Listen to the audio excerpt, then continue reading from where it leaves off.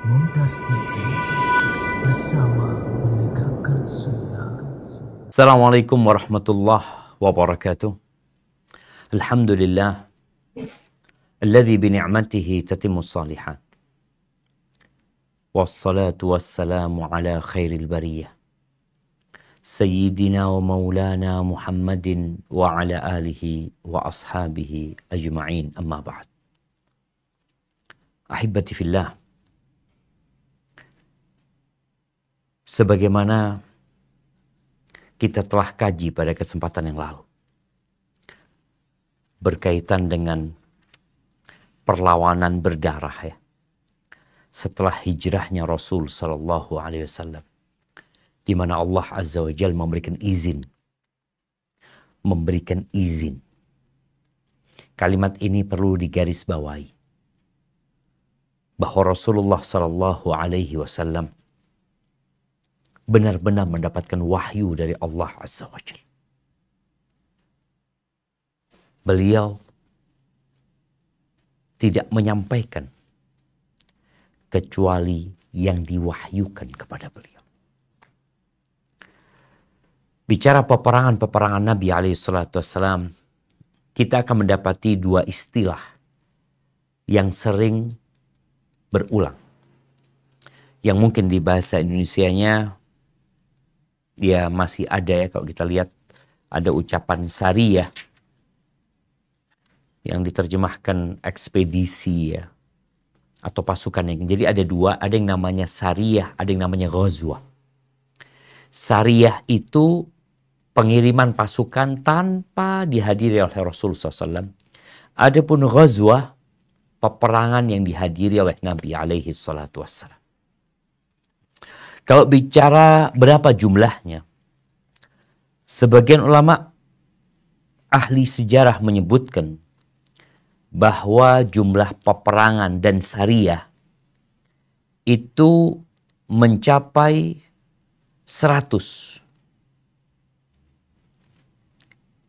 Ini ucapan Mughlatai ya, salah satu ulama yang juga berkecimpung dalam sejarah, menyebutkan jumlahnya 100. Kemudian bagaimana pembagiannya? Ada yang mengatakan jumlah peperangan yang dihadiri Nabi SAW itu 25, ada yang mengatakan 27, ada yang mengatakan 29, ada yang mengatakan 28 ya. Sisanya adalah pasukan-pasukan yang diutus oleh Rasul SAW. Taib, kita akan mengkaji sekarang bagaimana perang Badar itu terjadi. Dimulai dengan apa gitu. Sebagian kita atau kebanyakan kita taunya perang Badar Al-Kubra. Apakah sebelum itu Nabi SAW tidak berperang melawan orang-orang musyrikin atau tidak mengutus pasukan untuk itu? Ternyata beliau telah mengutus pasukan. Dan tujuan dari peperangan itu sekali lagi bukan untuk memaksa orang masuk Islam. Tapi tujuannya adalah untuk mengenalkan Islam kepada mereka. Yang mau terima ahlan wa sahlan, yang gak mau terima ya apa hendak dikata tatkala peperangan harus terjadi. Baik, silahkan dibaca.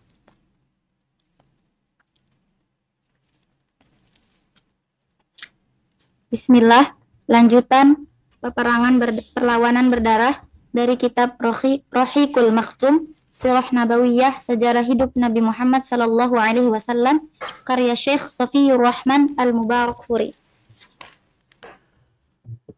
Satuan-satuan pasukan sebelum perang Badar. Barakallahu fikum ya. Ini yang mungkin perlu diperbaiki terjemahannya ya. Al-Ghazawat was-Saraya. Jadi peperangan dan ekspedisi dan pasukan yang dikirim sebelum Badar. Kalau bicara peperangan ghazwah dihadiri Nabi, kalau sariyah mungkin terjemahkan ekspedisi, pengiriman pasukan, Nabi nggak hadir. Jadi kalau terjemahannya satuan pasukan sebelum perang Badar, mungkin akan difahami ini nggak dihadiri oleh Rasul SAW. Padahal ada yang dihadiri dan ada yang tidak dihadiri oleh Nabi SAW. Baik, silakan lanjutkan.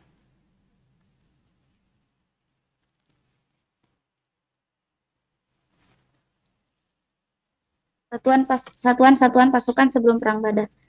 Untuk mengimplementasikan dua langkah tersebut, kaum muslimin memulai dengan kegiatan militer. Baik, apa dua langkah tersebut? Dua langkah tersebut disebutkan di halaman sebelumnya. Yang pertama, mengadakan perjanjian kerjasama atau tidak saling menyerang dengan beberapa kabilah yang berdekatan dengan jalur perdagangan ini. Atau menjadi penghalang antara jalur itu dan Madinah. Kemudian yang kedua, mengirim beberapa kelompok utusan secara terus-menerus dan bergiliran ke jalur perdagangan tersebut. Membuat perjanjian dan mengutus pasukan untuk memastikan perjanjian yang dijaga atau tidak, atau mereka untuk mengamankan jalan tersebut. Baik, silakan. Langsung setelah turun izin untuk berperang, mereka memulai kegiatan militer dengan mengirimkan mata-mata. Sasaran dari kegiatan mata-mata ini ialah untuk mengenal lebih lanjut tentang jalan-jalan yang ada di sekitar Madinah. Begitu pula jalur ke Mekah. Mengadakan perjanjian dengan kabilah-kabilah yang berdekatan dengan jalur itu memperlihatkan kepada orang-orang musyrik Yathrib, Yahudi dan suku-suku Badui di sekitarnya bahwa kaum muslimin adalah orang-orang yang kuat, bahwa mereka bisa melepaskan diri dari kelemahan pada masa-masa sebelumnya, serta memperingatkan pihak Quraisy sebagai akibat dari kebrutalan mereka. Barakallahu fikum. Ya, di sini Nabi alaihissalatu tadi mengirim pasukan-pasukan kecil ya, yang menjaga. Kalau dikatakan mata-mata, sebenarnya enggak. Mata-mata itu biasanya sembunyi-sembunyi ya. Jadi di bahasa Arabnya disebutkan ad-dawriyat al-istitla'iyah. Jadi mereka yang dikirim secara rutin memang untuk memonitor kondisi yang ada. Kalau mata-mata dia sembunyi-sembunyi nggak akan kelihatan kekuatannya. Karena biasanya mereka melebur. Enggak, ini menunjukkan seperti show force ya, menunjukkan kekuatan. Demi untuk apa? Agar orang-orang itu tidak berpikir yang tidak-tidak. Tidak berpikir untuk menyerang kota Madinah. Tidak berpikir untuk membuat kerusuhan. Karena biasanya, ya kalau kita lihat ya di negeri kita pun, tatkala akan terjadi sesuatu, polisi itu kirim tank, atau tentara kirim tank, kemudian kirim pasukan, ini itu. Jadi orang yang mau buat keributan nggak jadi gitu loh. Oh kayaknya nggak mampu kita menghadapi mereka. Dan itu dilakukan. Demi apa? Ya, agar mereka menjaga stabilitas yang ada. Dan tidak membuat kerusakan atau kerusuhan. Barakallahu fiik. Nah. Dengan begitu, mereka tidak lagi berbuat semena-mena, yang selama itu masih terus membayangi pikiran kaum muslimin. Harapannya, cara itu pihak Quraisy merasa khawatir terhadap keamanan jalur perdagangan mereka. Lalu mendorong mereka untuk mengadakan perdamaian, membatalkan niat untuk menyerbu kaum muslimin, tidak menghalangi manusia untuk mengikuti jalan Allah, tidak lagi menyiksa mukminin yang lemah di Mekah, sehingga kaum muslimin bebas menyampaikan risalah Allah di seluruh jazirah Arab. Barakallahu fikum. Kita lihat di sini. Rasul SAW tidak ingin berperang sejati. Dengan menunjukkan kekuatan itu, harapannya orang-orang Quraisy jadi takut. Kemudian mereka membuat perjanjian. Harapannya seperti itu.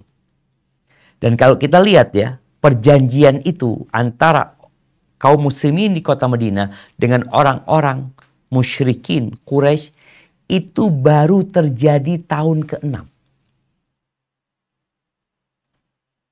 Genjatan senjata.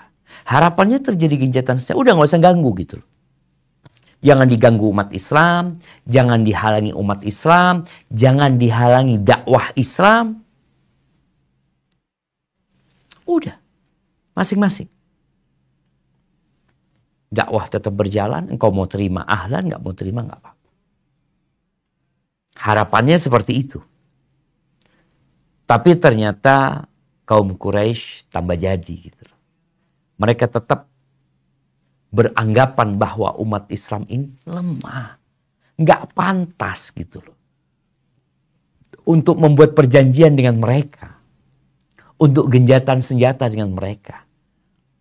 Karena biasanya orang yang kuat itu akan menindas yang lemah. Bukan malah bikin perjanjian.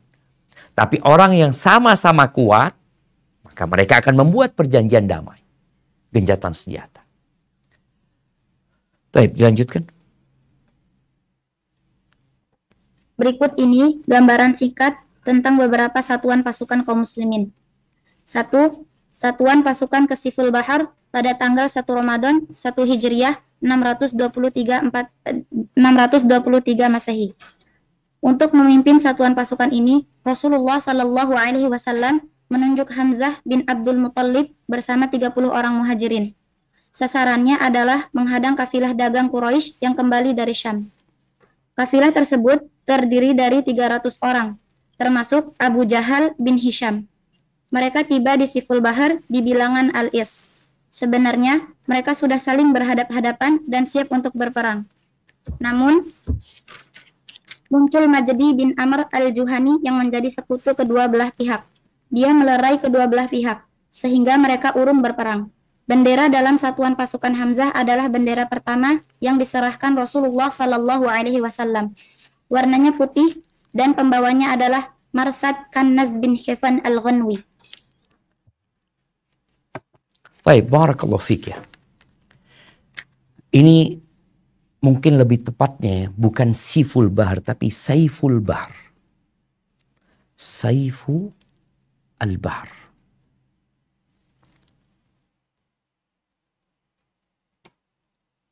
Nah. Baik. Kalau kita lihat seperti yang tadi disebutkan. Yang menjadi target adalah jalan perdagangan orang-orang Quraisy yang mereka akan melewati Madinah. Dan Rasul Shallallahu Alaihi Wasallam mengutus berapa orang? 30 orang. Yang akan dihadapi berapa orang? 300 orang. Jadi di awal Islam jemaah, itu Allah Azza wa Jalla menyebutkan bahwa umat Islam satu itu lawan 10.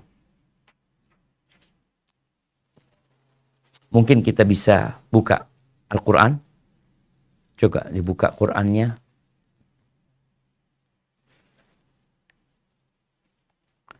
Di surat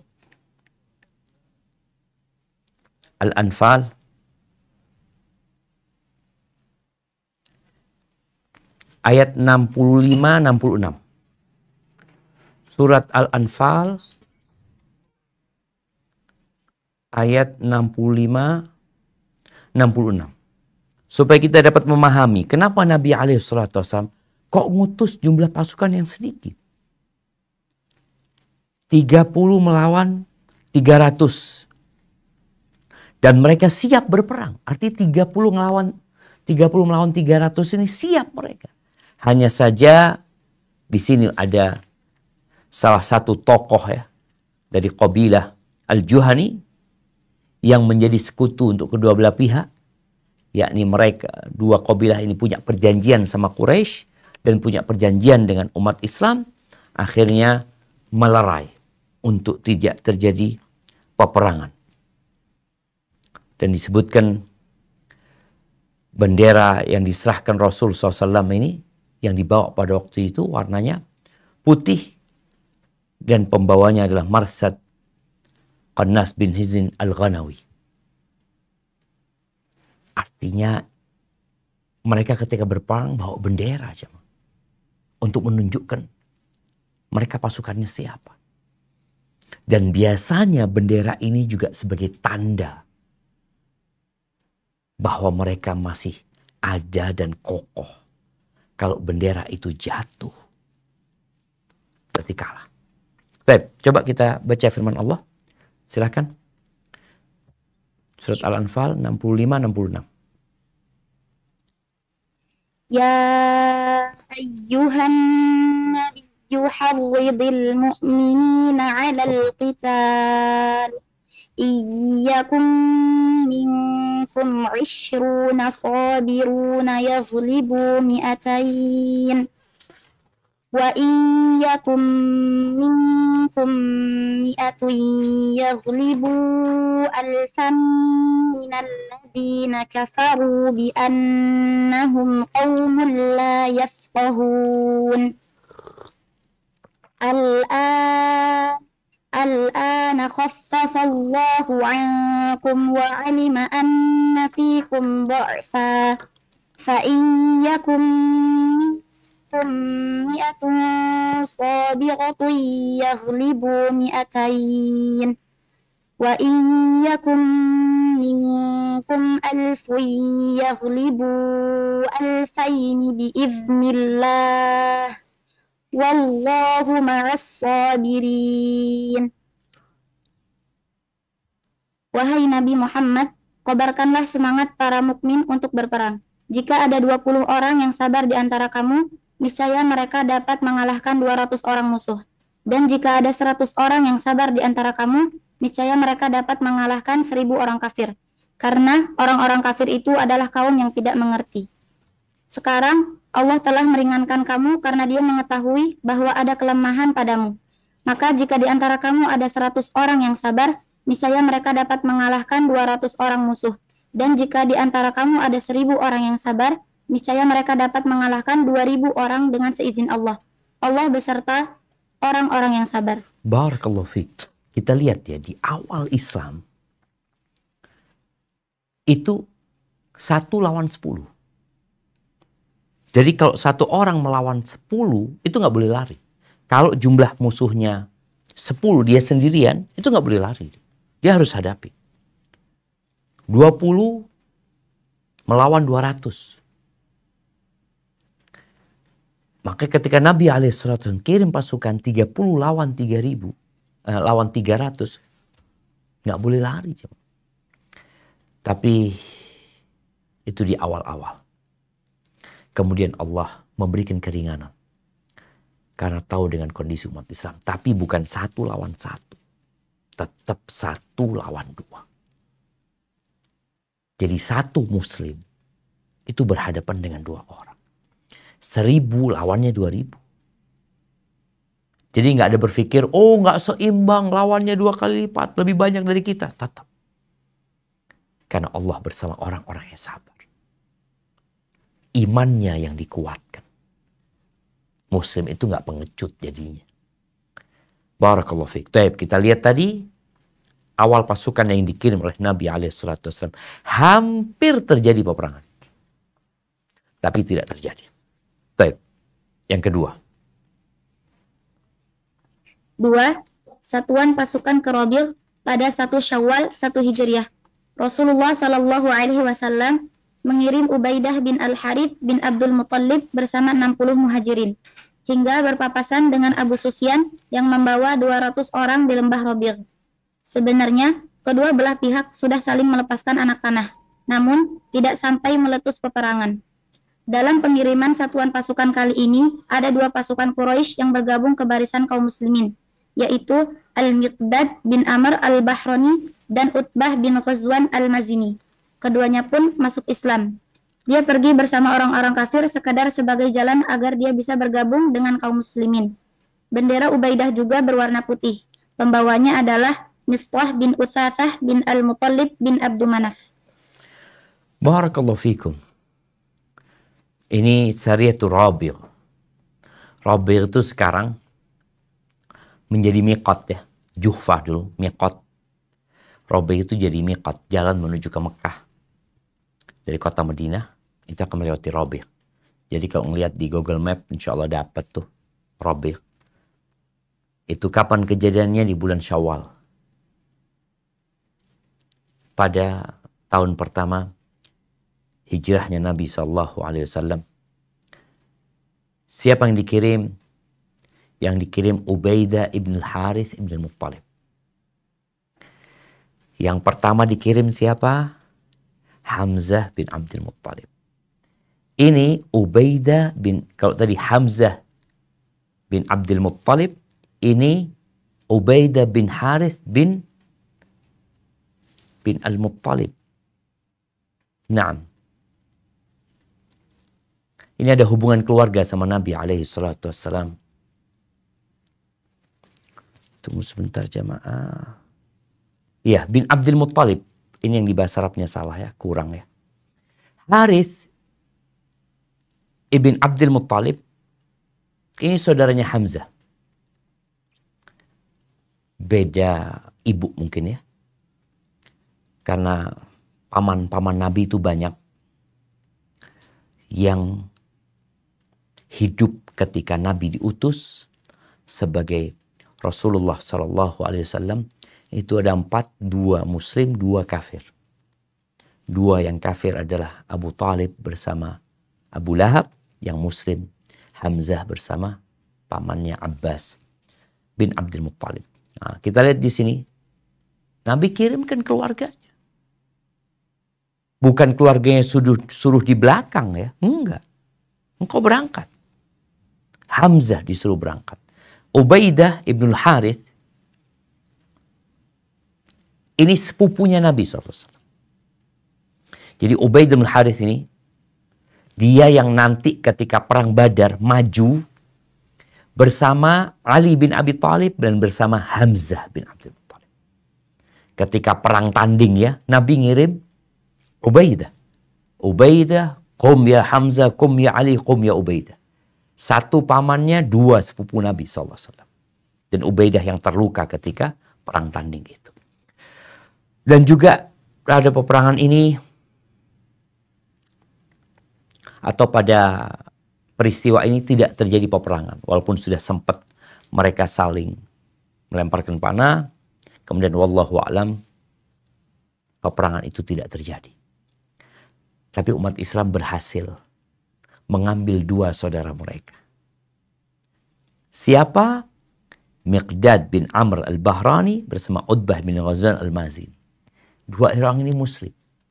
Dan mereka memang ingin bergabung dengan umat Islam.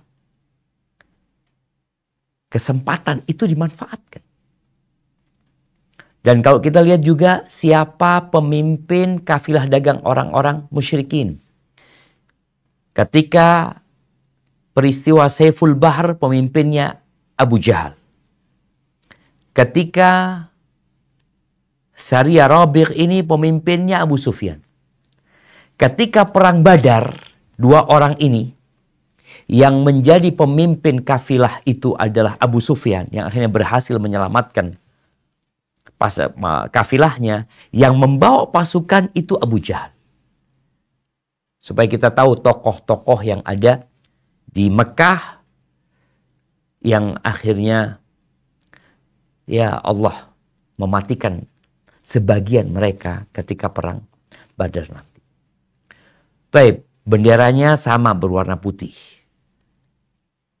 Dan tidak disebutkan ada tulisannya di sini, enggak, itu bendera aja. Baik, lanjutkan yang ketiga. 3.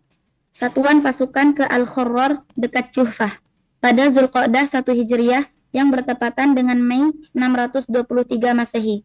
Rasulullah Shallallahu Alaihi Wasallam mengutus Sa'id bin Abu Waqqas bersama 20 orang untuk menghadang kafilah dagang Quraisy. Beliau berpesan kepada Sa'id agar tidak sampai berjalan melewati Al-Khurrar. Mereka pun pergi dengan berjalan kaki. Jika siang hari mereka bersembunyi dan perjalanan dilakukan malam hari. Hingga mereka tiba di Al-Khurrar pada hari kelima pagi hari. Namun, kafilah dagang sudah melewati Al-Khurrar sehari sebelumnya. Bendera Sa'id juga berwarna putih dan pembawanya adalah Al-Miqdad bin Amr. Barakallahu fikum ya. Kita lihat di sini. Sariyatul Khurrar dekat Juhfa, dekat sama Rabi' sebenarnya. Jadi Juhfa ini nama miqatnya Juhfa buat ahlu Syam nggak salah. Kemudian nama sekarang dikenalnya Rabi' karena memang jalur perdagangan orang-orang Quraisy. Siapa yang dikirim di sini? Sa'ad bin Abi Waqqas. Jadi mereka ini orang-orang muhajirin. Dan Sa'ad bin Abi Waqqas ini, dia itu termasuk dari pamannya Nabi SAW dari pihak ibunya. Radhiyallahu ta'ala. Berapa orang yang diutus? Kita lihat. Kalau yang pertama bersama Hamzah 30 orang, yang bersama Ubaidah itu 60 orang, yang bersama Sa'ad di sini 20 orang. Dan sama menghadang kafilah dagang orang-orang Quraisy.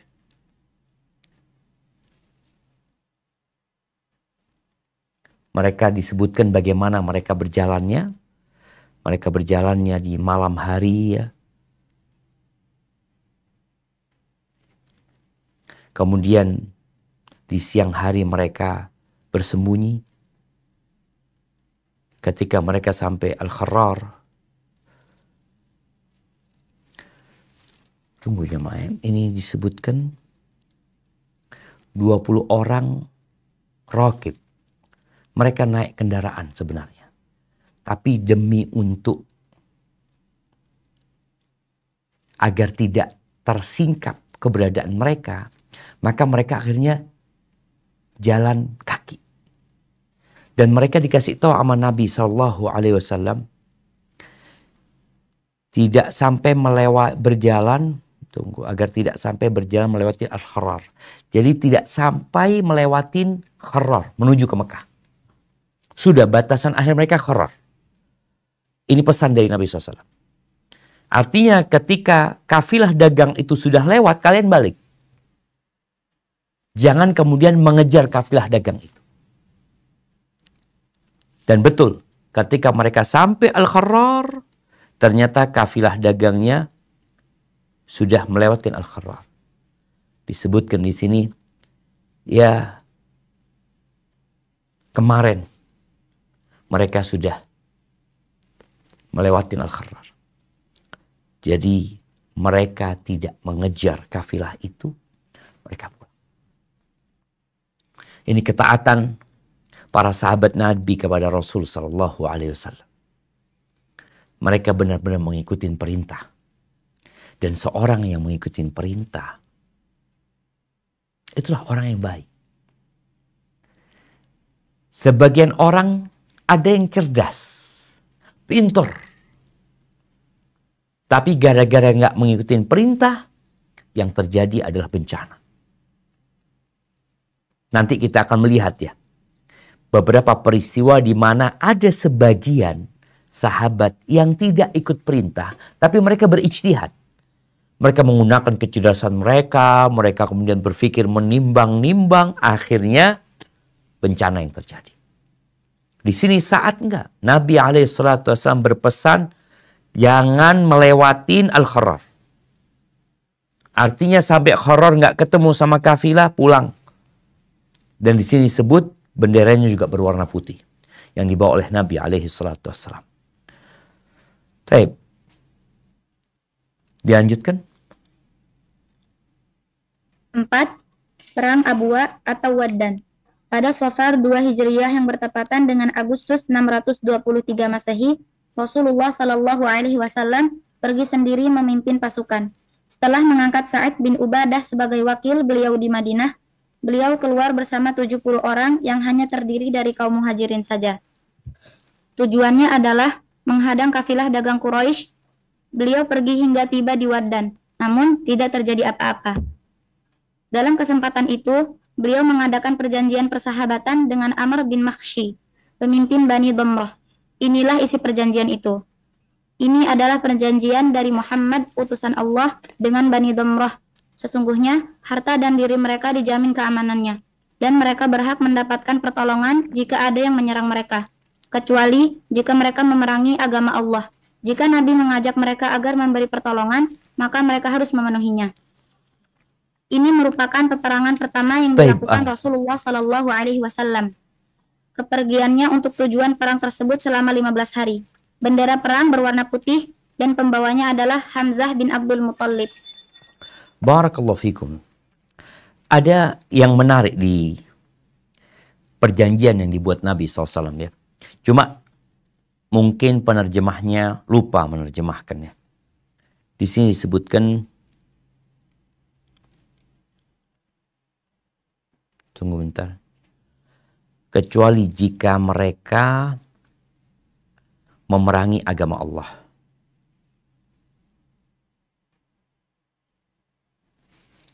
Jika Nabi mengajak mereka agar memberi pertolongan, maka mereka harus memenuhinya. Tapi di antara kalimat, sebelum kalimat jika Nabi ya, ada kalimat ma balla bahru sufa. Ma balla bahru sufa. Ini tolong ditambahkan, selama laut Sufah masih ada airnya. Jadi sana selama laut Sufah masih ada airnya. Sufah, bukan Sufah tapi Sufah. Bahru Sufah. Nah, Bahru Sufah. Ya, ini sebuah istilah bahwa perjanjian itu selama-lamanya gitu loh. Sebuah permisalan ya. Dikatakan seperti selama ada malam dan siang ya. Ini selama laut Sufah masih ada airnya. Baik, kita lihat perbedaan 1, 2, 3, dan 4. Di 1, 2, 3 disebut satuan pasukan, satuan pasukan, satuan pasukan. Tapi yang keempat, perang. Kenapa? Karena Nabi SAW hadir. Peristiwa ini pada bulan Safar. Ya, di sini kitab ini menyebutkan tanggal Masehi. Sebenarnya anak sendiri kurang suka. Kenapa beliau menyebutkan Masehi? Karena memang banyak umat Islam yang nggak tahu, nggak faham 2 Safar itu kapan. Tahun kedua Hijriah itu kapan. Sekarang kita kan tanggal 27 September 2023. Ini kapan gitu. Umat Islam sudah mulai meninggalkan kejayaan mereka. Dengan meninggalkan kalender mereka. Yang terpaksa dari tadi kita ngelihat. Di sini disebutkan ya Mei 623 ya. Kemudian 1623 Masehi. Yang kita lihat tanggal-tanggal ini nggak ada disebutkan di buku-buku salafus saleh, di buku-buku para ulama nggak ada. Kenapa? Karena mereka bangga dengan kalender mereka. Ketika dikasih tahu tanggal 2 bulan Safar 2 Hijriah, berarti kejadian itu 1443 tahun yang lalu. Sekarang tanggal 11 Rabiul Awal. Tahun 1445. Ini kejadiannya Safar. Kapan Safar? Bulan kemarin. Muharram, Safar, Rabiul Awal. Ahibati fillah. Rasul SAW memimpin sendiri. Beliau meninggalkan wakilnya di Madinah. Yang ngurusin urusan kota Madinah. Siapa? Sa'ad bin Ubadah radhiyallahu anhu. Beliau keluar bersama 70 sahabatnya. Dan disebutkan semuanya dari kalangan muhajirin. Ini juga perlu difahami. Kenapa beliau ambil dari muhajirin? Beliau tidak ingin merepotin orang-orang Ansor. Orang-orang Ansor sudah menerima beliau di kota Madinah. Itu sudah cukup. Oleh karena itu nanti ketika perang Badar, Nabi itu sikapnya agak berbeda. Maksudnya agak berbeda. Karena orang-orang Ansor yang lebih banyak di pasukan itu, maka beliau mengajak mereka musyawarah. Gimana menurut kalian gitu loh. kita menghadapi apa enggak. Ketika orang-orang muhajirin dan yang dihadapi adalah orang-orang Quraisy, maka mereka siap semuanya. Maka disebutkan yang ikut cuma orang-orang muhajirin. Dan beliau tidak menemui peperangan ketika itu. Tapi beliau berhasil mengadakan perjanjian. Ya. Seorang muslim itu selalu berusaha untuk menjadikan perjalanan dia itu bermanfaat. Beliau memang akhirnya tidak menghadapi kafilah, tapi alhamdulillah pulang membuat perjanjian. Sekali lagi perjanjian-perjanjian yang dibuat ini menunjukkan kekuatan umat Islam. Bahwa mereka akan saling tolong-menolong. Dan perang Abwa, Ghazwatul Abba atau Waddan ini menjadi perang pertama yang dihadiri oleh Nabi SAW. Kalau sebelumnya beliau kirim pasukan, di perang Abwa dan Waddan beliau memimpin pasukan itu sendiri. Beliau jadi panglima perang. Walaupun jumlahnya hanya 70 sahabat pada waktu itu. Lihat nanti jamaah ya. Perang Tabuk jumlah sahabat sudah 30.000. Ini kita lihat 20, 30, 60, 70. Baik, dilanjutkan. 5. Perang Buat. Pada Rabiul Awal 2 Hijriah yang bertepatan dengan September 623 Masehi, Rasulullah Shallallahu Alaihi Wasallam pergi bersama 200 sahabat untuk menghadang kafilah dagang Quraisy yang dipimpin oleh Umayyah bin Khalaf beserta 100 orang Quraisy.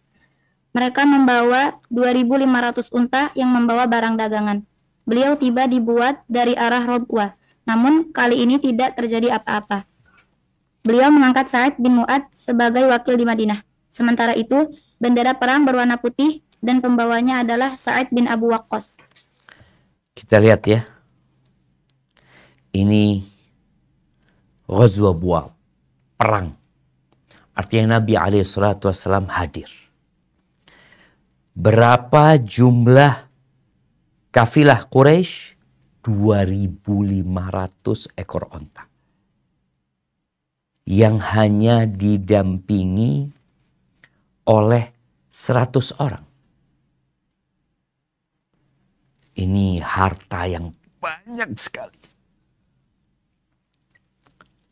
Tapi ternyata ya berpapas, artinya mereka tidak berjumpa. Karena kafilah orang-orang Quraisy sudah lewat ya. Siapa pemimpin kafilah dagang Quraisy ini? Umayyah bin Khalaf. Umayyah bin Khalaf mantan majikannya Bilal bin Rabah. Rasulullah SAW berangkat bersama 200 sahabat. Tapi ya tidak terjadi apa-apa. Akhirnya mereka pulang ke kota Madinah. Kalau di sebelumnya beliau masih bisa membuat perjanjian dan boleh jadi kabilah-kabilah yang sudah ada di sana, yang di daerah situ mereka sudah membuat perjanjian dengan Rasul Sallallahu Alaihi Wasallam.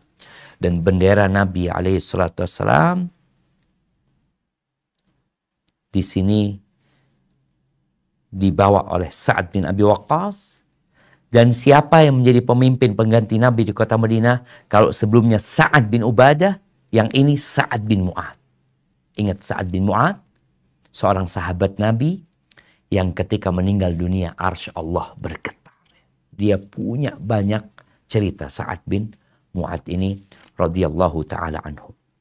Baik, yang keenam. 6. Perang Safwan. Pada Rabiul Awal 2 Hijriah yang 623 Masehi, Qurs bin Jabir al-Fihri bersama beberapa orang musyrik menyerbu kandang hewan gembalaan di Madinah dan berhasil merampok domba-dombanya. Maka Rasulullah Shallallahu Alaihi Wasallam bersama 70 sahabat hendak mengejar dan mengusirnya. Akhirnya beliau tiba di sebuah lembah yang disebut Safwan dari arah Badar. Tetapi beliau tidak berhasil memergoki Qurs dan rekan-rekannya. Maka beliau kembali lagi tanpa ada peperangan. Perang ini bisa disebut Perang Badar Ula pertama. Dalam perang ini, beliau mengangkat Zaid bin Harithah sebagai wakil beliau di Madinah. Mengangkat siapa? Zaid bin Harithah sebagai wakil beliau di Madinah. Bendera perang berwarna putih dan pembawanya adalah Ali bin Abu Thalib. Bin Abi Thalib. Bin Abi Thalib. Ali bin Abi Thalib. Yang pertama perlu diperbaiki di sini, kurz pakai zai ya. Kurz pakai zai bukan pakai s ya. Taib, peristiwa ini terjadi 1444 tahun yang lalu. Sekarang kita berada di Rabiul Awal dan peristiwa ini di bulan Rabiul Awal. Bagaimana Kurz bin Jabir al-Fihri bersama beberapa musyrikin menyerbu kandang, bukan kandang, tapi tempat pengembalaan. Tempat pengembalaan ya. Biasanya di luar kota Madinah. Artinya orang-orang musyrikin ini ya belum memandang kekuatan umat Islam sebagai kekuatan yang perlu ditakuti. Maka bagaimana Kurz dengan beberapa orang aja dia berani untuk mengambil, merampas beberapa hewan ternak milik penduduk Madinah. Yang akhirnya Nabi SAW mengejarnya. Ingat disebutkan di sini bahwasanya nama daerahnya Safwan yang dekat dengan Badar. Maka inilah yang dikenal dengan Perang Badar Ula. Perang Badar pertama ya, disebutkan pertama karena Nabi sampai ke dekat Badar di sana. Tapi bukan untuk menghadang kafilah dagang. Kita bisa perhatikan yang pertama, kedua, ketiga, keempat, kelima. Semua peristiwa itu dalam rangka menghadang kafilah orang-orang Quraisy. Tapi yang keenam perang Safwan bukan. Tapi dalam rangka mengambil kembali hewan-hewan ternak yang dirampok atau dibawa oleh Kurz bin Jabir al-Fikhri. Tapi ternyata dia berhasil membawa. Dan Nabi SAW tidak berhasil mendapati dia. Siapa yang jadi pengganti Nabi di kota Madinah? Kalau yang tadi di peperangan Abwa dan Buat, itu yang menjadi pengganti Nabi SAW adalah orang-orang Ansor. Tapi yang di keenam ini, perang Safwan ini, yang menggantikan Nabi di kota Madinah adalah Zaid bin Harithah radhiyallahu anhu. Di sini ada hikmah jemaah. Agar orang-orang Ansor siap dipimpin oleh selain mereka. Ketika ditinggal sama Nabi SAW. Baik, dilanjutkan yang ketujuh. 7. Perang Dzul Usyairah. Pada Jumadil Ula dan Jumadil Akhirah 2 Hijriah. Bertepatan dengan bulan Dzul Usyairah. Perang Dzul Usyairah pada Jumadil Ula dan Jumadil Akhirah 2 Hijriah bertepatan dengan bulan November dan Desember 623 Masehi. Rasulullah Shallallahu Alaihi Wasallam keluar memimpin 150 atau 200 muhajirin untuk menghadang kafilah dagang Quraisy yang hendak pergi ke Syam. Kabar yang sampai kepada beliau, kafilah itu membawa harta orang-orang Quraisy. Namun, ketika tiba di Dzul Usyairah dekat Yanbu, Dzul Usyairah dekat Yanbu, rombongan Quraisy sedang melewati tempat itu beberapa hari sebelumnya. Kafilah inilah yang kemudian dicari-cari oleh beliau sekembalinya dari Syam, yang kemudian menjadi penyebab meletusnya Perang Badar Kubro. Kepergian beliau ini dilakukan pada akhir Jumadil Ula dan kembali pada awal Jumadil Akhirah. Menurut riwayat Ibnu Ishaq, boleh jadi inilah yang menjadi sebab terjadinya perbedaan pendapat di kalangan pakar sejarah tentang penerapan bulan terjadinya peperangan ini. Dalam kesempatan ini, beliau mengikat perjanjian damai dengan Bani Mudlij dan sekutu mereka dari Bani Damrah. Beliau mengangkat Abu Salamah Al-Makhzumi sebagai wakil beliau di Madinah. Bendera perang berwarna putih dan pembawanya adalah Hanwah bin Abdul Muttalib. Barakallahu fikum. Taib,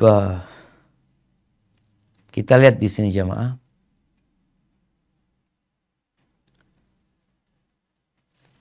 Tunggu bentar. Ini diganti jamaah. Pembawa benderanya siapa di sini? Coba dibaca. Hanwah bin Abdul Muttalib. Iya, ini salah cetak ya. Hamzah. Hamzah bin Abdul Muttalib. Taib, perang Dzul Usyairah ini perang yang dimana Nabi SAW menghadang kafilah milik kaum Quraisy yang sedang berangkat dari kota Mekah ke Syam. Disebutkan di sini bahwasanya kafilah itu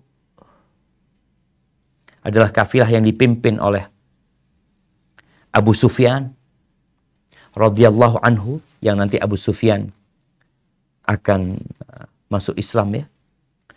Rasulullah sallallahu alaihi wasallam beliau pergi bersama 150 sampai 200 dari orang-orang muhajirin. Ingat, mereka adalah orang-orang muhajirin.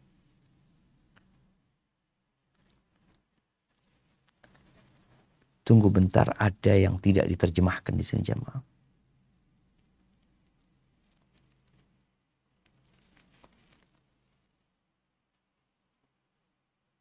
Ditambahkan di sini, walam yukrih ahadan 'alal khuruj. Dan beliau tidak memaksa seorang pun untuk ikut. Walam yukrih ahadan 'alal khuruj. Mereka keluar membawa 30 ekor onta yang dinaiki secara 30 onta yang dinaikin secara bergantian. Ini tolong ditambahkan karena di sini ada faedah ya.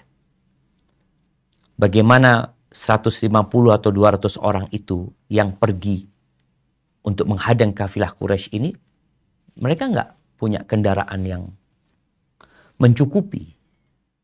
Jadi kalau nanti ketinggalan, tahu-tahu kafilahnya sudah pergi, ya karena memang mereka gantian naik ontanya. Nggak semuanya naik onta. Dan ketika berjalan kaki sebagiannya, mau tidak mau onta ini menyesuaikan dengan yang jalan. Sehingga mereka terlambat di sini. Di sini disebutkan bahwasanya kafilah dagang itu udah lewat fatatuhu bi ayyam, udah beberapa hari gitu loh. Ini menunjukkan lambatnya perjalanan pasukan Rasul SAW karena memang ya mereka tidak memiliki sarana yang cukup untuk melakukan perjalanan itu. Kemudian ini yang nanti ditunggu. Ini perjalanan mereka disebutkan di sini di akhir bulan Jumadal Ula.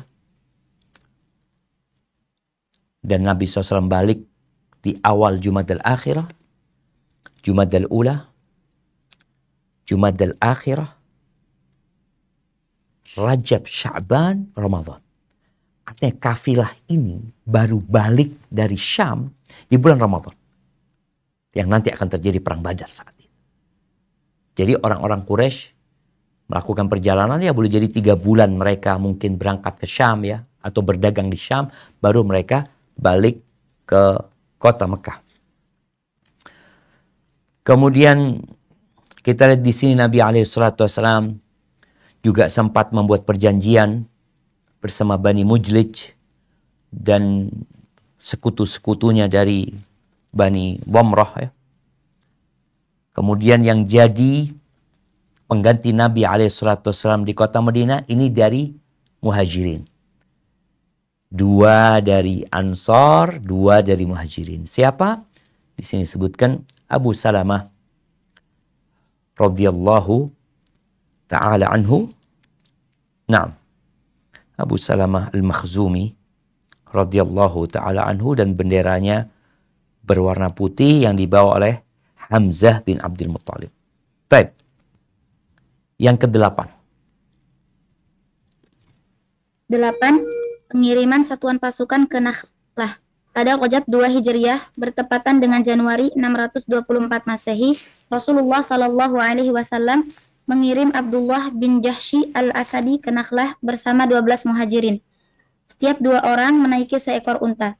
Dalam kesempatan ini Rasulullah Shallallahu Alaihi Wasallam menulis surat yang tertutup dan melarang Abdullah bin Jahsy membuka dan membacanya, kecuali setelah perjalanan 2 hari. Maka Abdullah berangkat dan setelah 2 hari perjalanan dia membuka surat itu dan membacanya. Ternyata bunyi surat itu adalah, "Jika engkau sudah membaca surat ini, maka pergilah menuju Nakhlah di antara Mekah dan Taif. Selidiki rombongan dagang Quraisy, lalu sampaikan kabar tentang mereka kepada kami." Abdullah bin Jahsy berkata, "Aku mendengar dan aku pun taat." Lalu dia memberitahukan isi surat beliau itu kepada rekan-rekannya. Dia tidak memaksa mereka untuk ikut. Dia berkata, "Siapa yang menginginkan mati syahid karena mengemban misi ini, maka hendaklah dia bangkit. Dan siapa yang takut mati, maka hendaklah dia pulang. Aku tetap akan berangkat ke sana." Maka mereka pun berangkat. Hanya saja, di tengah perjalanan, unta yang dinaiki Sa'id bin Abu Waqqas dan Utbah bin Ghazwan lepas, sehingga keduanya tidak bisa bergabung karena harus mencari unta tersebut. Abdullah bin Jahsy terus berjalan hingga tiba di Nakhlah. Di sana dia memergoki rombongan dagang Quraisy yang membawa kismis, kulit, dan berbagai macam barang dagangan. Dalam rombongan itu terdapat Amr bin Al-Hadrami, Utsman dan Naufal, 2 anak Abdullah bin Al-Mughirah, dan Al-Hakam bin Kisan, budak Bani Al-Mughirah. Kaum muslimin bermusyawarah, apa sikap yang harus diambil untuk menghadapi rombongan dagang Quraisy itu. Mereka berkata, "Kita saat ini berada pada hari terakhir dari bulan Rajab, yaitu bulan haram. Jika kita memerangi mereka, berarti haram. Jika kita biarkan mereka, malam ini pula mereka sudah masuk tanah suci." Akhirnya, mereka menarik kesimpulan secara bulat untuk menghadapi rombongan Quraisy itu. Hingga salah seorang di antara orang-orang Quraisy itu, yaitu Amr bin Al-Hadrami, terkena hunjaman anak panah dan tewas. Utsman dan Al-Hakam ditawan, sedangkan Naufal bisa melepaskan diri. Seluruh barang dan 2 orang tawanan dibawa ke Madinah. Mereka juga menyisihkan 1/5 bagian dari harta rampasan. Dan ini merupakan yang pertama kali terjadi dalam Islam. Korban yang terbunuh juga merupakan korban yang pertama dalam Islam. Dan 2 tawanan ini merupakan tawanan yang pertama dalam Islam. Barakallahu fikum. Jamaah, kita lihat ya bagaimana strategi Nabi alaihi salatu wassalam di pengiriman pasukan ke Nakhlah ini.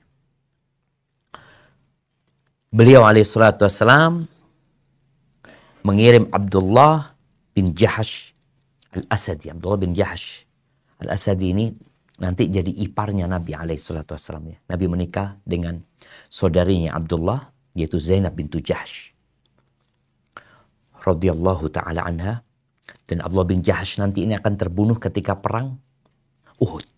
Jadi jamaah yang berangkat ke Uhud melihat ada 2 makam yang nampak, disebutkan bahwa itu adalah makamnya Hamzah dan Abdullah bin Jahsy. Nabi alaihi salatu wassalam mengutus dengan 12 orang.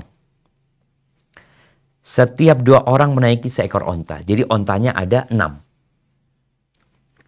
Lebih cepat mereka karena cuma 2. Tapi kalau tadi yang perang Dzul Usyairah jumlah pasukannya 150 sampai 200, Ontanya hanya berapa tadi kita sebutkan? Nah, ontanya hanya 30. Maka akhirnya lambat. Sedangkan ini enggak. Ontanya 6, pasukannya 12. Jadi mereka cepat gantian jalan, capek, langsung ganti lagi ya. Seperti itu. Nabi SAW berpesan kepada pasukan ini. Apa pesan Nabi SAW? Jika engkau sudah membaca surat ini, maka pergilah ke Nakhlah. Nah, bentar.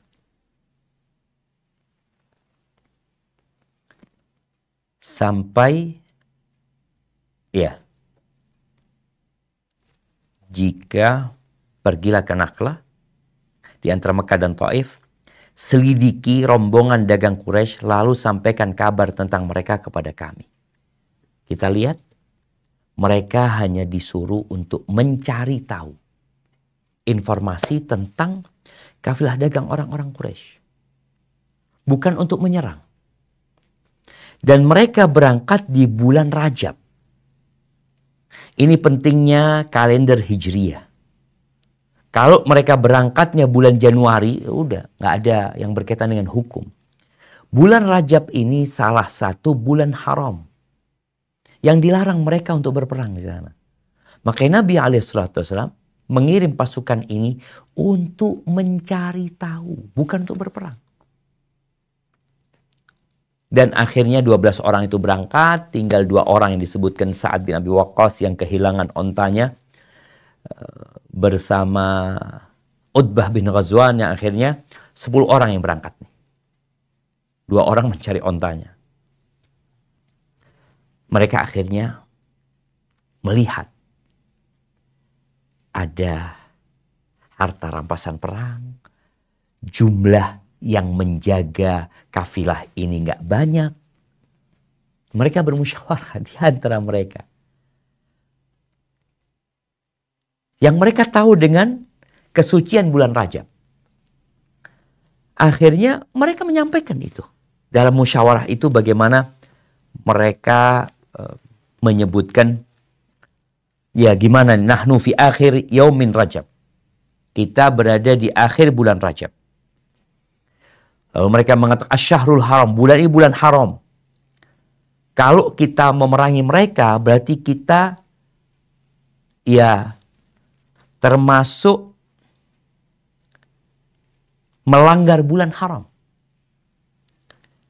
Jika kita tidak memerangi mereka, berarti mereka pun malam ini akan masuk ke tanah haram. Jadi pilihan mereka sulit. Nunggu besok mereka akan masuk ke tanah haram. Hari ini masih bulan haram. Ya sudah, akhirnya mereka sepakat untuk menyerang. Dan mereka berhasil membunuh Amr ibn al-Hadrami. Kemudian menawan Uthman dan Hakam. Naufal kabur. Mereka berempat cuma. Akhirnya mereka ke kota Madinah bawa harta rampasan perang. Kalau kita lihat ini harta rampasan perang pertama ya. Karena peperangan yang pertama, kedua, ketiga, keempat, kelima, sampai yang ketujuh nggak dapat apa-apa. Nggak ada yang mereka bawa dari harta rampasan perang. Ini mereka dapat. Mereka membunuh orang pertama, menawan tawanan pertama juga. Ini pasukan yang dipimpin oleh Abdullah bin Jahash radhiyallahu anhum. Tapi bagaimana sekarang tatkala mereka sampai ke kota Madinah? Mereka melanggar bulan haram. Mereka juga melanggar arahan Nabi SAW. Maka apa yang terjadi? Kita akan lanjutkan. Silakan dibaca. Namun Rasulullah SAW tidak sependapat dengan apa yang mereka lakukan. Baik, ini mungkin bahasanya sangat santun ya penerjemahnya ya. Tidak sependapat. Kalau di bahasa Arabnya itu angkara. Rasulullah SAW mengingkari apa yang mereka lakukan. Mungkin terjadi ganti. Namun Rasulullah SAW mengingkari apa yang mereka lakukan.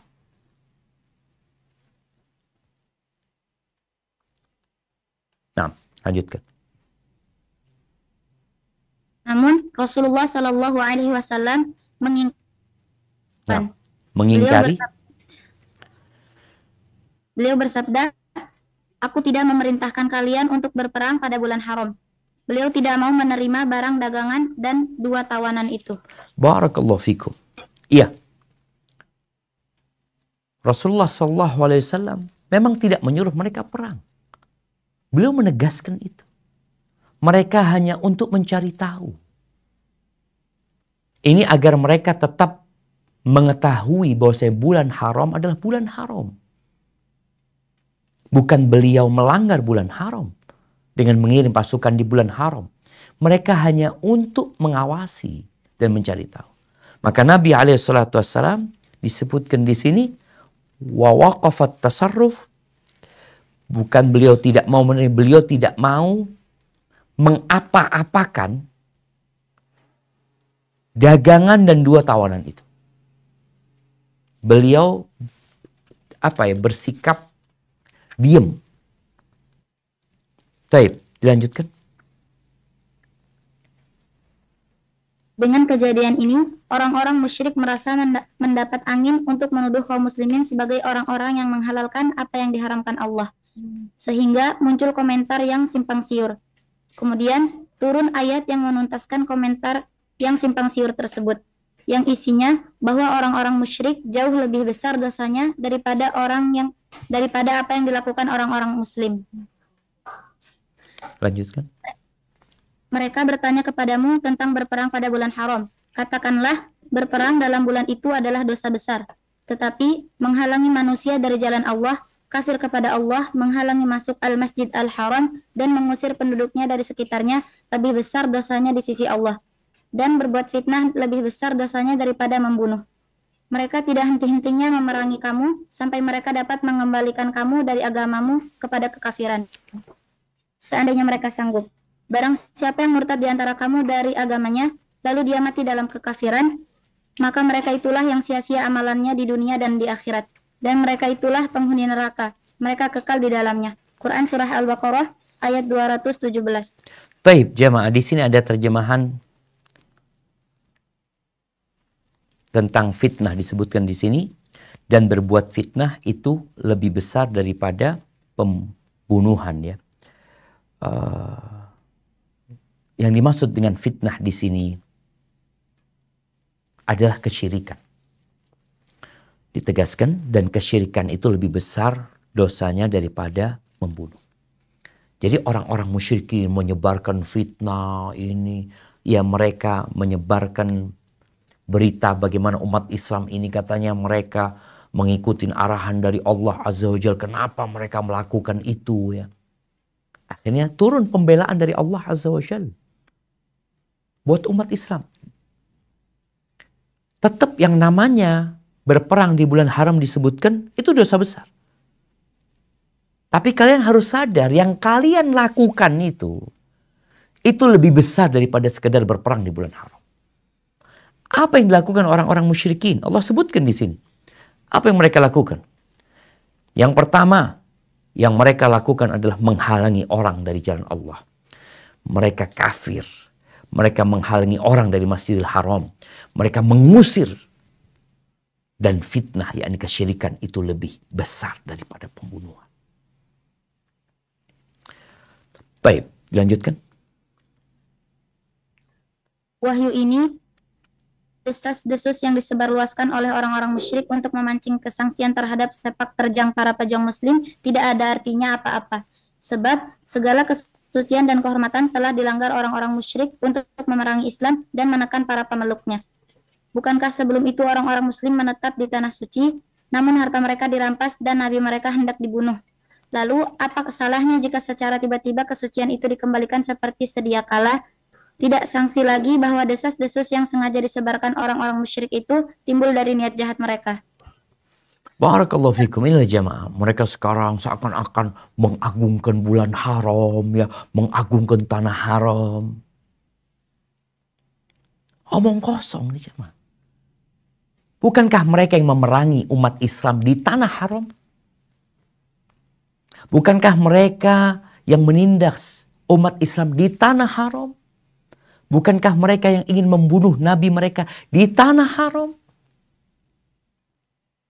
Lalu kok sekarang mereka seakan-akan orang yang paling suci?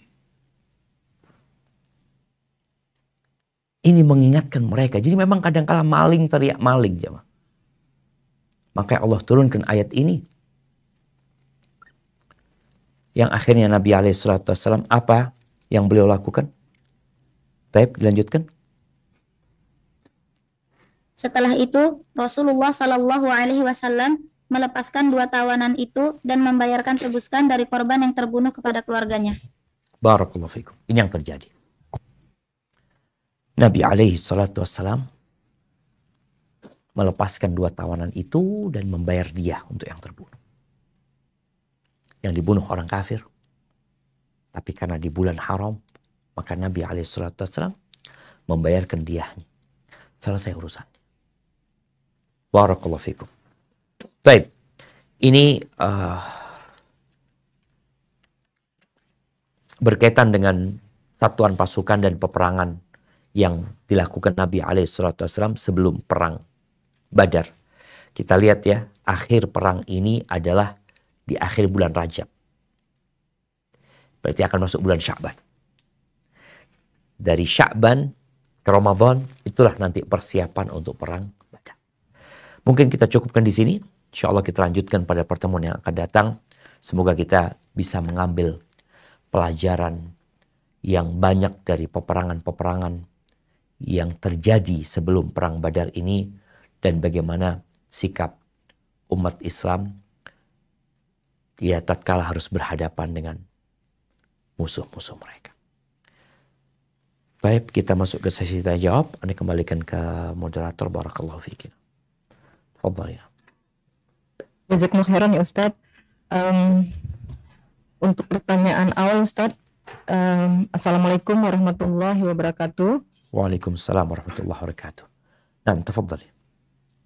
Ustadz, penghadangan-penghadangan yang dilakukan sehingga berhasil dibuatnya perjanjian ya Ustadz ya. Tapi kenapa barang dagangan bawaan mereka tidak diambil Ustadz? Padahal kan boleh dikatakan kita berhasil menghadangnya Ustadz. Yang mana? Kenapa Ustadz? Yang perang terakhir ini? Ustadz. Yang perang Abwa Wadan Ustadz. Oh, perang Abwa. Abwa, ya. Yang perang Abwa ini, nah,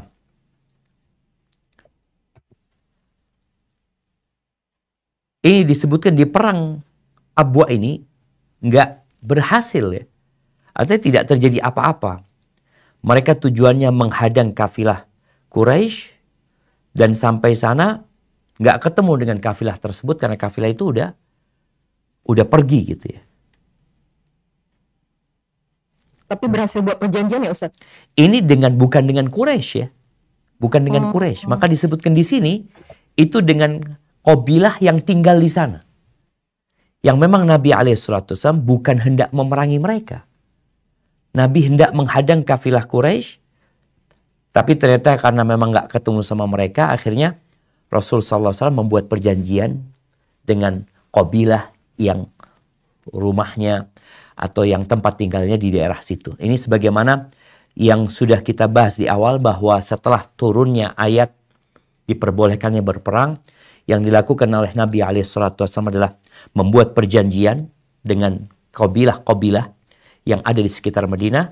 Yang kedua, beliau mengirim pasukan untuk mengawasi jalannya atau jalan yang dilalui oleh orang-orang kafir Quraisy. Jadi nggak ada harta rampasan perang memang, karena tidak terjadi peperangan pada saat perang Abwa atau Waddan itu.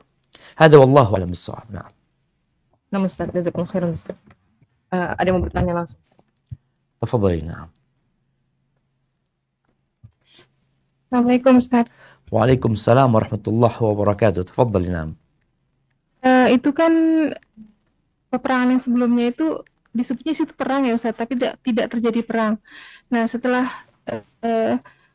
kalau nggak salah perang Badar itu juga Rasulullah tidak niat perang kan Ustaz, hanya ingin menghalangi pasukannya Abu Sofyan, tapi ternyata jadi perang. Itu gimana keterangannya Ustaz? Maksudnya dari pertama yang dari nomor 4 sampai nomor 7 itu perang, tetapi tidak terjadi peperangan, tapi setelah perang Badar yang kubronya, yang tadinya niat Rasulullah tidak perang, tapi terjadi perang. Barakallahu fikum.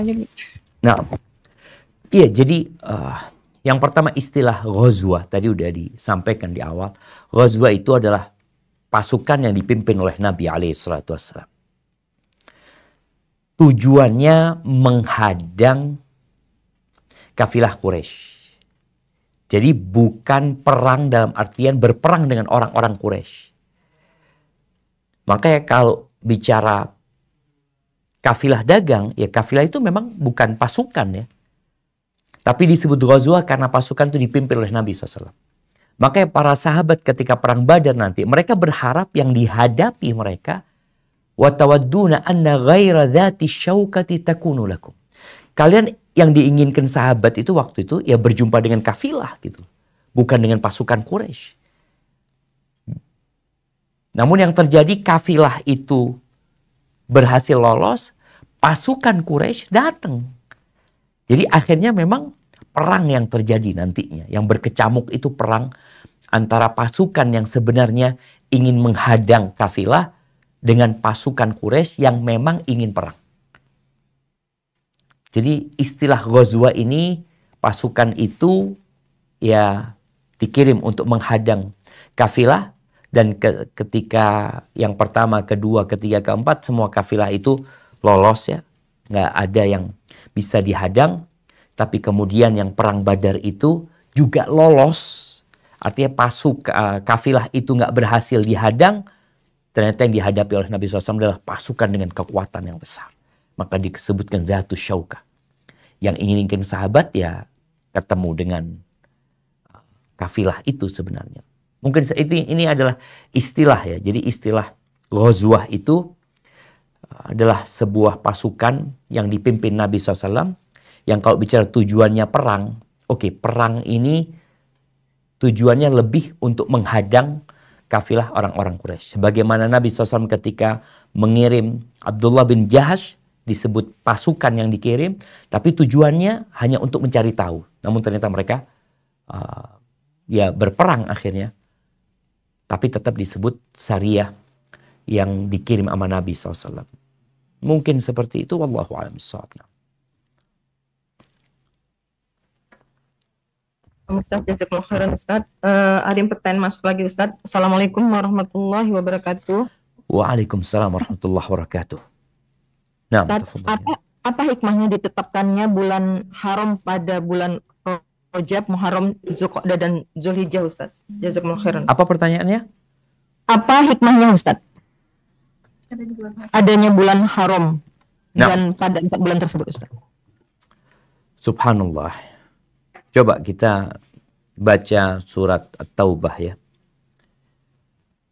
Surat Taubah ayat 36. Coba ditampilkan surat Taubah ayat 36.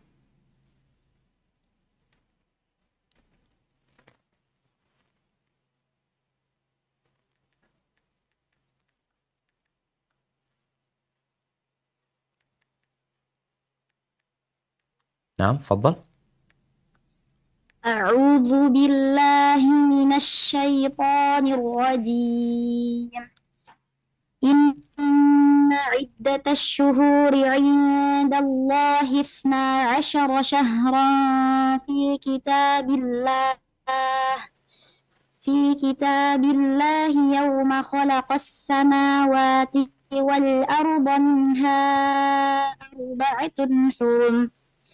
ذلك الدين القيم فلا تظلموا فيهن أنفسكم وقاتلوا المشركين كافة كما يقاتلونكم كافة واعلموا أن الله مع المتقين.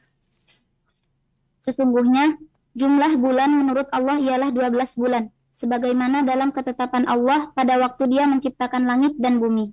Di antaranya ada 4 bulan haram. Itulah ketetapan agama yang lurus.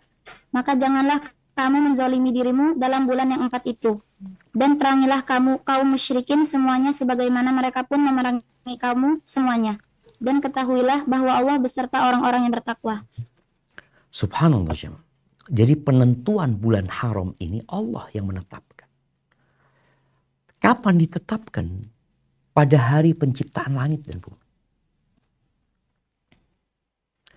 Kalau bicara apa hikmahnya, wallahu a'lam bishawab ya. Ana pernah baca di antara hikmahnya adalah agar orang-orang bisa hidup aman di bulan-bulan tersebut. Kemudian kalau kita lihat yang namanya bulan Dzulqa'dah, Dzulhijjah, Muharram, ini di bulan Dzulhijjah mereka mengadakan ibadah haji. Yang kita tahu awal tempat ibadah yang diletakkan adalah Ka'bah. Kondisi masa itu tentunya penuh dengan perampokan ya, artinya kafilah itu kalau berangkat ke Mekah mereka khawatir mereka nanti nggak pulang lagi karena mereka dirampok ini itu. Tapi subhanallah karena itu di bulan haram ketika mereka berangkat bulan Dzulqa'dah, jadi mereka aman, nggak diganggu mereka. Pulangnya juga nggak diganggu karena masuk bulan haram. Jadi pelaksanaan ibadah itu benar-benar terjaga. Adapun kalau bicara bulan Rajab, wallahu a'lam bishawab ya. Tapi yang jelas itu beberapa hikmah yang pernah ana baca berkaitan dengan kenapa kok bulan haramnya itu, kok bulan-bulan itu ya, bulan Rajab ya. Maka bagaimana tatkala sebagian orang yang masuk Islam dari bangsa Arab itu mereka mengatakan kami itu nggak bisa datang ke tempatmu ya Rasulullah kecuali di bulan haram. Jadi kalau bulan haram mereka baru bisa melakukan perjalanan. Kalau nggak mereka dirampok dan dibunuh. Tapi yang jelas penentuannya Allah yang menentukan dan itu bukan pada saat Nabi diutus alaihissalatu wassalam penentuan bulan haram ini. Tapi penentuannya sejak penciptaan langit dan bumi dan itu sudah termaktub di Lauhul Mahfuz. Hadza wallahu a'lam bishawab. Jazakallahu khairan Ustaz. Pertanyaan berikutnya ya Ustaz ya. Assalamualaikum warahmatullahi wabarakatuh. Waalaikumsalam warahmatullahi wabarakatuh. Ustaz Hafizakallah, ketika kita melakukan kesalahan atau pelanggaran dalam syariat dan kita telah membayar denda atau kafaratnya, apakah selesai pertanggungjawabannya kelak di akhirat Ustaz? Jazakallahu khairan Ustaz. Masya Allah, barakallahu fikum. Ya, ahibati fillah. Ada dosa-dosa yang kita lakukan yang bisa ditebus di dunia. Salah satunya dengan bertaubat kepada Allah Azza wa Jalla. Atau bahkan dengan bala yang menimpa kita. Atau kalau tidak yang seperti disebutkan dengan kita membayar kafarat. Apakah dengan seperti itu selesai? Insya Allah selesai. Apabila mereka melaksanakannya dengan baik dan benar. Karena innamal a'malu binniyat ya. Wa innamal likulli imri'in ma nawa. Tapi ternyata ada dosa yang tidak bisa dihapuskan dengan musibah. Jadi Ibnu Qayyim rahimahullahu ta'ala ketika menyebutkan ada 3 sungai untuk pembersih manusia ya. Yang pertama boleh jadi dengan dia bertobat. Yang kedua dengan musibah-musibah yang menimpa dia nantinya. Yang ketiga kalau enggak ya dengan peristiwa yang ada di padang mahsyar nantinya ya. Atau dia akan dicelup ke api neraka kemudian dibersihkan untuk masuk surga Allah Azza wa Jalla ketika masih ada dosa yang melekat pada dirinya. Tapi ada dosa yang nggak bisa dibersihkan dengan musibah, dengan bala yang menimpa kita, yaitu kezaliman. Durhaka kepada orang tua. Artinya tidak ada dosa yang lebih pantas untuk disegerakan azabnya di dunia. Plus yang ditangguhkan bagi dia nanti di neraka. Artinya di dunia dia itu sudah diadab. Orang yang zalim, orang yang durhaka sama orang tua, orang yang memutuskan rahim, itu akan dibalas di dunia. Tapi balasan ini tidak mengurangi hukuman buat dia di akhirat.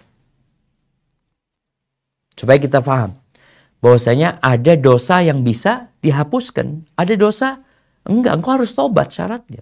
Engkau harus tadi mengembalikan, minta maaf sama orang yang dizalimi. Kalau engkau mengambil milik dia, engkau kembalikan kepada dia. Jadi seperti itu. Wallahu a'lam bishawab. Nah.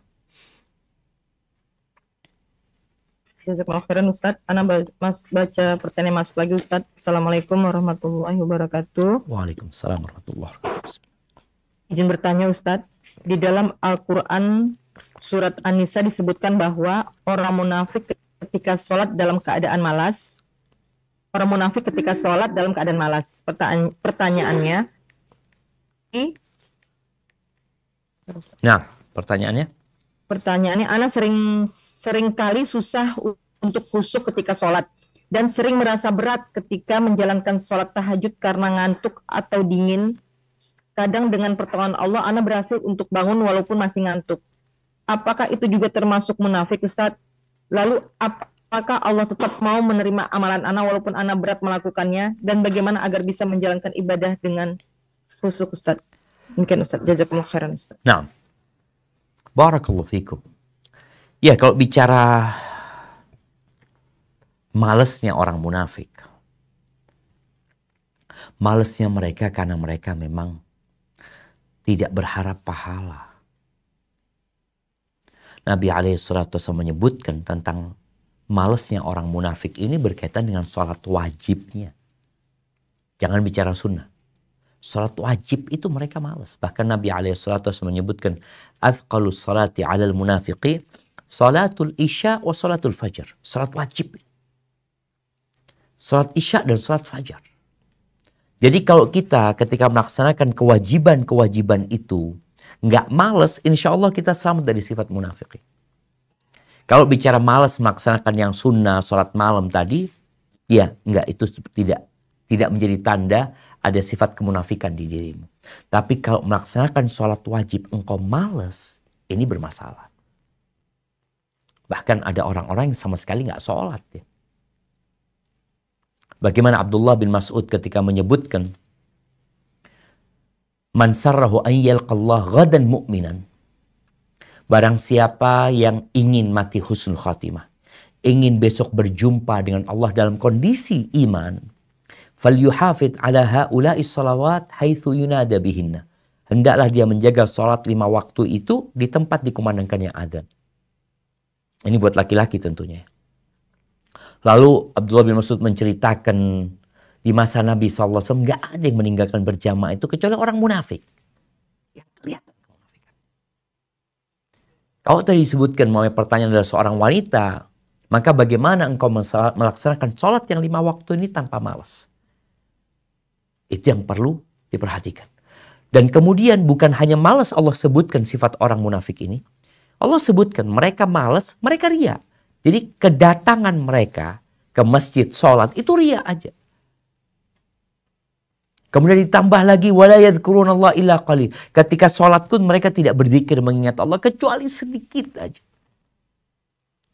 Jadi kemalasan ini karena mereka memang ya nggak beriman.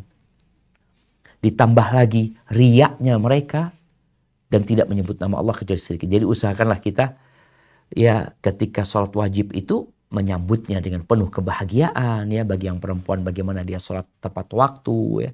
Kemudian bagi mereka yang datang bulan kalau sudah bersih ya, berusaha untuk segera mandi agar bisa melaksanakan sholat yang menjadi kewajiban buat dirinya, jangan sampai bermalas-malasan. Hadza wallahu a'lam bishawab. Nah. Mau bertanya langsung? Assalamualaikum Ustaz. Waalaikumsalam warahmatullahi wabarakatuh. Mengenai kaitan dengan sholat juga Ustaz ya. Ada seorang laki-laki yang memimpin keluarganya sebelum sholat wajib, artinya sebelum berangkat ke masjid dia memimpin sholat untuk keluarganya. Itu sholat sunnah atau sholat wajib ya Ustaz? Ya, kalau sholat pertama dia jadi sholat wajib ya. Kalau sholat pertama dia jadi sholat wajib. Ketika yang kedua itu jadinya sunnah buat dianya. Makanya ada orang sudah sholat di rumahnya, kemudian dia ke masjid ya. Sebagaimana Nabi SAW ketika melihat ada 2 orang sahabat yang gak sholat. Selesai Nabi sholat subuh SAW, beliau melihat ada 2 orang gak sholat nih di masjid ini. Di tempat beliau sholat bersama sahabatnya. Ditanya, awa muslimani antuma? Kalian muslim, kata dia. Iya ya Rasulullah, kata dia. Loh, kok gak sholat? Oh, tadi kami sudah sholat di tempat tinggalnya, kemudian mereka datang ke tempat Nabi SAW. Maka Nabi menyebutkan, kalau kalian sudah selesai sholat, kemudian kalian datang ke masjid melihat orang-orang sholat, maka kalian sholatlah bersama mereka. Itu jadi sunnah sholat mereka yang kedua. Hadza wallahu a'lam bishawab. Baik, kita menuju ke pertanyaan terakhir mungkin. Nah, Ustaz. Ya. Assalamualaikum warahmatullahi wabarakatuh. Waalaikumsalam warahmatullahi wabarakatuh. Ustaz Hafizakallah, jika kita membaca Al-Quran beserta artinya tapi belum membekas di hati kita, apakah itu berarti ada yang salah di diri kita, Ustaz? Atau kitanya belum bisa mentadaburnya dengan benar, Ustaz? Mungkin, Ustaz. Jazakallahu khairan. Barakallahu fiik. Ya jemaah, ketika Allah Azza wa Jalla menyebutkan tentang sifat orang-orang mukmin yang sejati, beliau mengatakan innamal mu'minuna alladzina idza dzukirallahu wajilat qulubuhum wa idza tuliyat alaihim ayatuhu zadatuhum imana. Orang-orang beriman yang sebenarnya itu adalah yang kalau disebutkan nama Allah, mereka bergetar hatinya. Kalau dibacakan ayat-ayat Allah, bertambah keimanan mereka. Ini orang mukmin yang sejati. Sebagian kita, ya kita mungkin termasuk dalamnya, kadang-kala baca Quran pun dengan artinya, dengan ininya, pikiran kita kemana-mana. Sehingga kita belum fokus dan konsentrasi. Yang menyebabkan tadi iman kita nggak bertambah kadang-kala. Tapi bukan berarti engkau berhenti membaca. Teruskan membaca.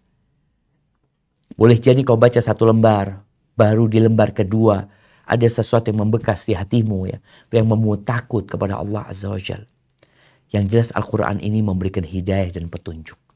Tatkala engkau merasa kok hambar ya, ada orang yang jadi berat baca Quran, maka perbanyak istighfar. Perbanyak memohon ampun kepada Allah, bertobatlah. Karena yang menghalangi orang dari mendapatkan hidayah itu salah satunya adalah hati yang ketumpukan dosa. Jadi yang harus dilakukan membersihkan hati tersebut sehingga mudah untuk menerima nasihat-nasihat, pelajaran-pelajaran dari Al-Quran. Allah Azza wa Jalla mengatakan inna fi dzalika ladzikra liman kana lahu qalbun au alqas sam'a wa huwa syahid. Di situ ada pelajaran sebenarnya. Buat siapa? Buat yang punya hati. Kemudian dia mendengarkan dengan seksama. Dan dia fokus konsentrasi. Baru akan dapat mengambil pelajaran. Tapi kalau dia dengerinnya juga nggak fokus. Hadirnya dia juga ya hadir gaib. Hatinya dia sedang sibuk dengan hal-hal yang lainnya. Sehingga pelajaran itu nggak masuk. Seperti kita lah ketika kajian. Kajian disampaikan 1 jam. Kadang-kala hanya 20% yang kita bisa serap. Karena di sela-sela itu kita sibuk dengan sesuatu yang menyebabkan kita tidak dapat menyerap pelajaran-pelajaran yang ada. Begitu pula dengan Al-Quran Al-Azim. Maka bersihkan hati. Insya Allah kita akan dapat mengambil pelajaran dan perbaiki niat. Sehingga amalan kita diterima oleh Allah Azza wa Jalla. Barakallahu fiik. Aqulu qawli hadha. Wa astaghfirullaha li walakum. Wa lisairil mu'minin wal mu'minat fastaghfiruhu innahu wal ghafur rahim. Sampai berjumpa kembali. Wassalamualaikum warahmatullahi wabarakatuh.